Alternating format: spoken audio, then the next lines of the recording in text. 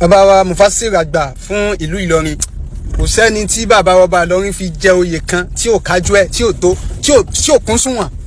Bẹ́ẹ̀ bá wo bí bàbá wa Sanusi bá ń ṣe to ètò bá ń ṣe wọlé tí bàbá wa ṣe Habibullah bàbá Lágége èèyàn mọ̀ pé bàbá wa Sanusi wọ́n kájú ẹ̀ wọ́n mọ̀ kán dá sí. Àwọn ò sí nínú àfáà tuntun dákun àbí tí ó máa fi wá sí da gbogbo ẹ̀rú kó máa dàrú lọ. Bàbá wa Sanusi ò sí bẹ́ẹ̀. Àfàdàbí lóòótọ́ bàbá wa Lágége ṣe Habibullah wọ́n gbọ́lá fún bàbá wa Sanusi Mufasir àgbà.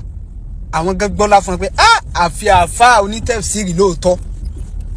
Ẹ wá wo ọ̀rọ̀ bó ṣe ń dùn. Bàbá fi wákà wọlé sí wọn la. Bàbá fi bẹ́ẹ̀ máa ní wàásí ni wọ́n fi wọlé sí wọn la.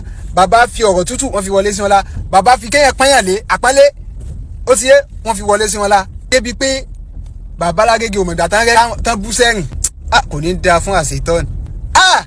Ibi tó bá ń dùn tẹ́rìn wà báyìí àṣetọ́ni ó wọbẹ̀ yóò sì ṣe kíni yóò dá gbogbo ẹ̀rú.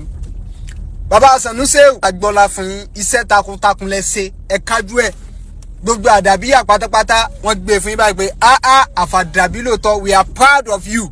Àdàbíyà a kú oríire ẹ̀bùn tọ́lọ́run bá fún àdàbí torí ẹ̀bùn ni ogún sì ni ajogun àlọ́dọ̀ bàbá Sheikh Kamaldeen